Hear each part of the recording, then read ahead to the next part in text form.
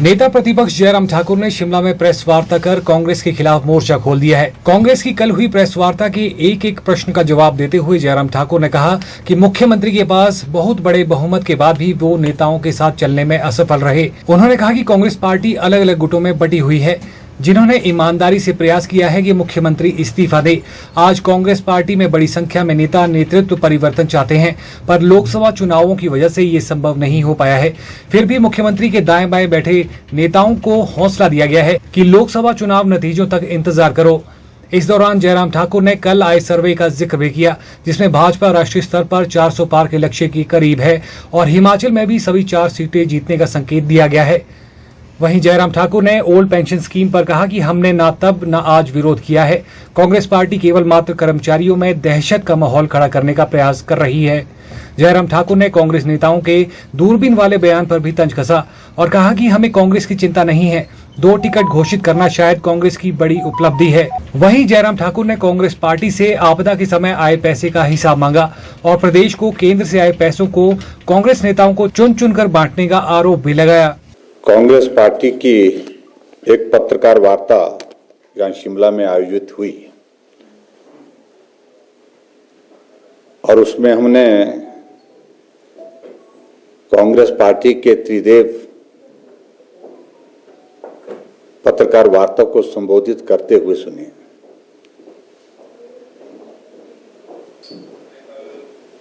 और मैं इस बात को देख रहा था कि उस पत्रकार वार्ता में तीनों की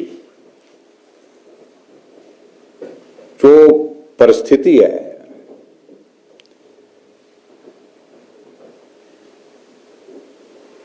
सारी बातों को लेकर के एक तरह की जो पिछले कुछ अरसे में घटनाएं घटित हुई है हिमाचल प्रदेश की राजनीति में, उसके कारण सबके सब विचलित दिखे। पहली बात तो मैं यही कहूंगा कि हिमाचल प्रदेश में जब राज्यसभा की सीट कांग्रेस बहुत बड़े बहुमत के बाद हार गई तो प्रश्न यह पैदा होता है कि क्या उनको सत्ता में रहने का नैतिक अधिकार है? नैतिकता ये बोलती है कम से कम व्यक्तिगत रूप से मुख्यमंत्री को उसकी जिम्मेवारी लेनी चाहिए और नैतिकता के आधार पर त्यागपत्र दे देना चाहिए था। और अभी लोकसभा के चुनाव हैं और लोकसभा के चुनाव को देखते हुए कांग्रेस पार्टी के नेतृत्व को यह लग रहा है कि राज्यसभा की सीट बहुमत के बावजूद हार गए। हिमाचल प्रदेश में बजट उस सूरत में पास कर पाया जब भारतीय जनता पार्टी के 15 विधायकों को सस्पेंड किया गया। इससे बड़ा कोई उदाहरण हो नहीं सकते हैं बहुमत खोने के। और जिस प्रकार से आदरणीय प्रधानमंत्री नरेंद्र मोदी जी के नेतृत्व में पूरे देश भर में एक वातावरण बना, एक लहर बनी है, जो कि नारा दिया गया है अब की बार 400 पार। और पिछले कल आप लोगों ने सुना होगा, देखा होगा, जो एबीपी का सी वोट सर्वेक्षण जो आया है, सर्वे आया है, उसकी रिपोर्ट आई है जो 400 पार का अगर नारा दिया है, 400 पार के हम करीब उस सर्वे में दिखे। 1500 रुपए देने की जो बात उन्होंने विधानसभा के चुनाव से पहले कही थी, फॉर्म भरे गए थे, 15 महीने बीत गए लेकिन उसके बावजूद किसी को मिले नहीं।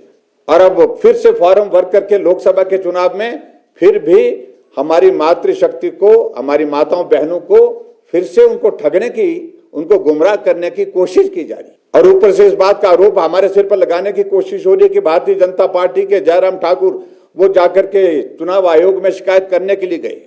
इसलिए मुख्यमंत्री कितने विचलित हैं उन्हें मालूम नहीं पड़ रहा है कि चुनाव आचार संहिता लागू है और इस वक्त हमको कोई घोषणा नहीं करनी है। और इसको भी हम निश्चित रूप से हम विचार करेंगे, इसके बारे में क्या पार्टी का मत बनता है आगे इस बात को लेकर के बताएंगे। ऐसा लग रहा था कि कांग्रेस मुद्दों पर आधारित इस चुनाव की दृष्टि से बातें करेंगी, लेकिन अपनी बौखलाहट, अपनी चिंता, अपने सरकार की अस्थिरता, अपने सरकार के हालात को बार बार लोगों के सामने जाहिर कर रहे हैं और लोग भी अच्छी तरह से समझ चुके हैं कि ये सरकार सही मायने में अब बहुत ज़्यादा लंबे वक्त की नहीं है और निश्चित रूप से हिमाचल प्रदेश में लोकसभा के चुनाव के बाद जहां मतों की जब गणना होगी 4 तारीख को, तो निश्चित रूप से परिणाम इस प्रकार से आएगा। सरकार यहाँ भी भाजपा की होगी, सरकार दिल्ली में भी नरेंद्र भाई मोदी जी के नेतृत्व में भारतीय जनता पार्टी एनडीए की गठबंधन की सरकार होगी।